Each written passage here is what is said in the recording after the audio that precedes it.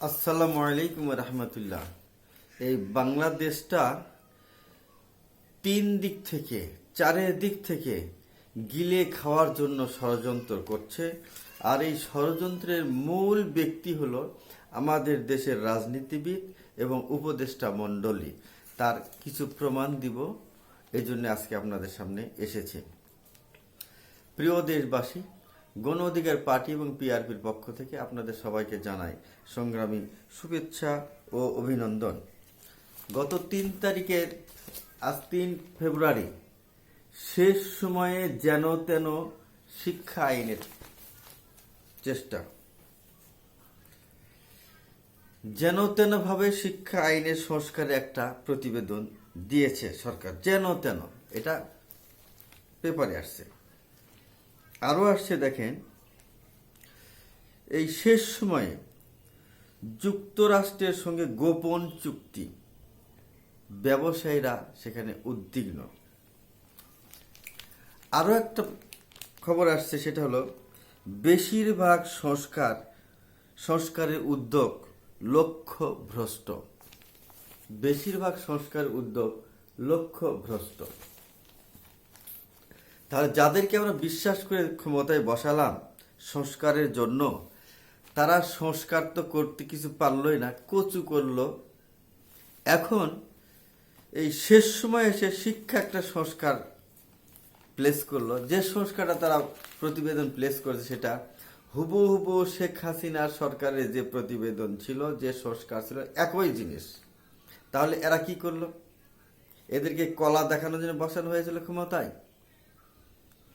2 নম্বর হলো, জাতীয় সনদ তারা পাশ করতে পারে না। দেশের জনগণের স্বাক্ষর লাগে, সই লাগে, অনেক কিছু লাগে, কাঠখড়ি লাগে।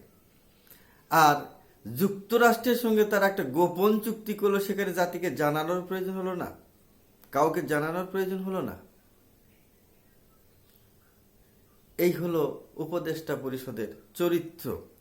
ফুলের মতো পবিত্র বলবেন না জুতার মতো পবিত্র, কোনটা বলবেন?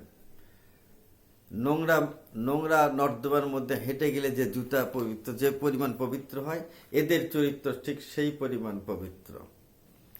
আর একটা জিনিস দেখেন, আজ ত্রয়োদশ জাতীয় নির্বাচন চলছে। এই নির্বাচনে কে ক্ষমতায় যাবে এটা নিয়ে কারাকারি শুরু হয়েছে। এটা হওয়া স্বাভাবিক। নির্বাচনে আমি অংশগ্রহণ করলে আমিও তাই করতাম।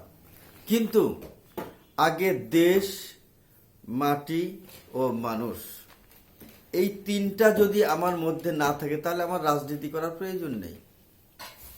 সেই আলোকে দেখেন, আজ দেশ থাকতেছে না চলে যাচ্ছে এই গোপন চুক্তিতে, এটা দিয়ে কারো ভ্রুক্ষেপ নাই।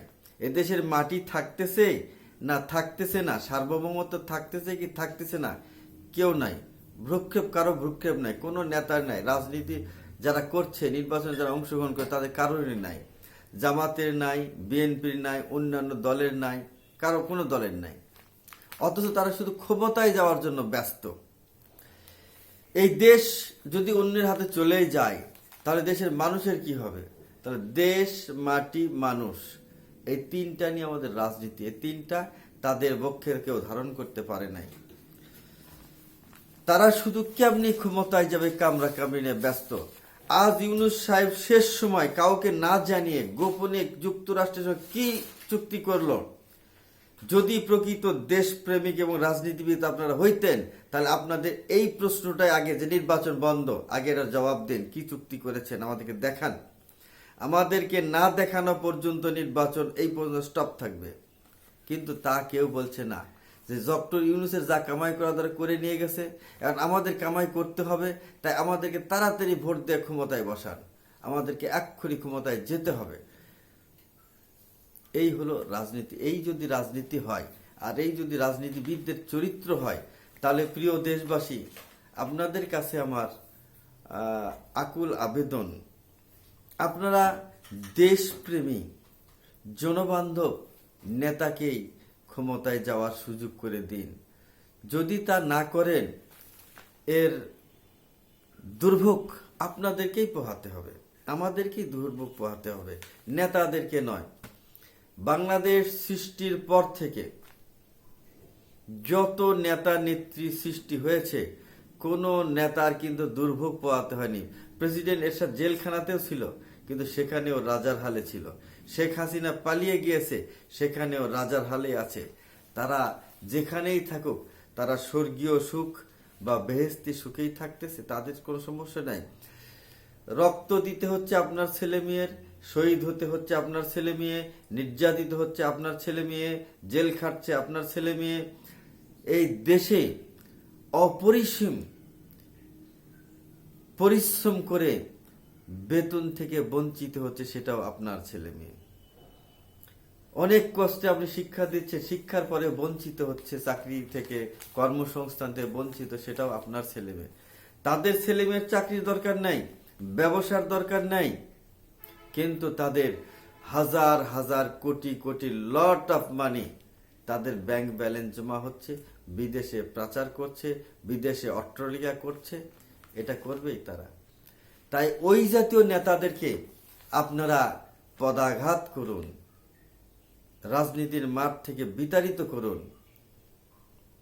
আপনারা তা যদি করতে না পারেন, আপনাদের ভাগ্যের পরিবর্তন হবে না, এ দেশের উন্নয়ন হবে না।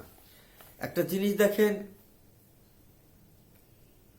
ডক্টর ইউনূসের, উনি তো এ দেশের মাটি থাকুক চাই না থাকুক, এ দেশের সার্বভৌমত্ব থাকুক চাই না থাকুক, এ দেশের মানুষের ভালো হোক চাই না হোক, তার কিছু আসে যায় না।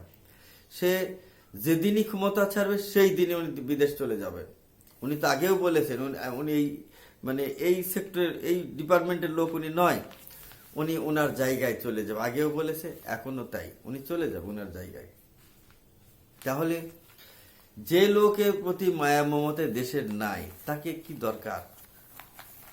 তাই যাবার আগে আমার যেটা বক্তব্য, উনি যে গোপন চুক্তিটা করলো, এই চুক্তিটা প্রকাশ করে আমাদেরকে ব্যাখ্যা দিয়ে প্রমাণ করে যেতে হবে যে দেশ এবং জাতির স্বার্থে এবং মাটির স্বার্থে হয়েছে। তাছাড়া যদি তার অন্যথা হয়, তাকে শাস্তি বা আইনের আওতায় এনে শাস্তি দিতে হবে। এটা আমি জাতির কাছে আহ্বান জানাচ্ছি। যদি দেশ এবং জাতির স্বার্থেই তার চুক্তিটা হয়ে থাকতো, তাহলে সে গোপনে কেন করলো? আর এমন সময় এসে চুক্তিটা করলো যাতে কোনো নেতা সেদিকে নজর দিতে না পারে। নেতারা তখন নির্বাচন নিয়ে ব্যস্ত। এই সুযোগে উনি এই চুক্তিটা করলেন।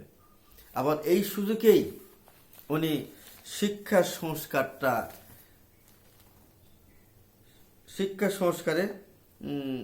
প্রকাশ করলেন, যেটা প্রকাশ করলেন ঠিক শেখ হাসিনার হুবহু সংস্কারটাই উনি প্রচার করেছে। এটা আমার কথা না, এটা আপনার পড়লে পেয়ে যাবেন। 3 তারিখে প্রথম আলো নিবেন, ফেব্রুয়ারি 3 প্রথম আলো। তো তাহলে আপনাদের কাছে আমার একটা প্রশ্ন, আপনারা কি সারা জীবন এভাবেই অন্ধকারে থাকবেন? অন্ধকারেই শুধু বিশ্বাস করে করে তাদের কাছে হেরে যাবেন? আমি চাই আর কাউকে বিশ্বাস করার প্রয়োজন নেই।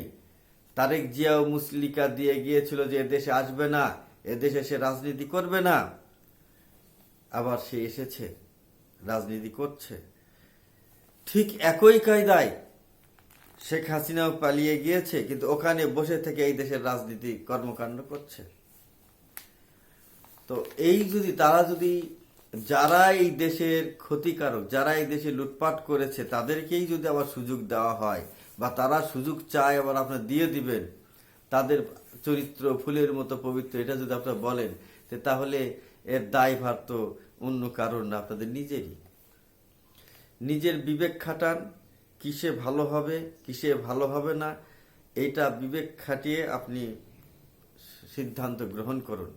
আজ আপনি যে নেতাকে ভোট দিবেন, ওই নেতা যত ভালো কাজ করবে, সেই ভালো কাজের যা সওয়াব হবে, তার ভাগীদার আপনি হবেন। যে নেতাকে আপনি ভোট দিয়ে পাশ করবেন, ওই নেতা যত অপকর্ম, অন্যায়, দুর্নীতি করবে, তার যে পাপ হবে, সেই পাপের ভাগীদার আপনি হবেন। তাই আপনি কাকে ভোট দিচ্ছেন, সিদ্ধান্ত নেওয়া আপনার ব্যক্তিগত ব্যাপার। আমি বলবো না, আমি শুধু আপনাকে জ্ঞানটা খুলে দিলাম। আজকে সিদ্ধান্ত নিতে যদি ভুল করেন, আপনার ভবিষ্যৎ প্রজন্ম বিপদে পড়ে যাবে। তাই এখনো সময় আছে, এখনো সময় আছে, সিদ্ধান্ত নিন, সঠিক সিদ্ধান্ত। এই বলেই আমি আজকের মতো আমার বক্তব্য এখানে শেষ করছি। আসসালামু আলাইকুম ওয়া রাহমাতুল্লাহি ওয়া বারাকাতুহু। আল্লাহ হাফেজ।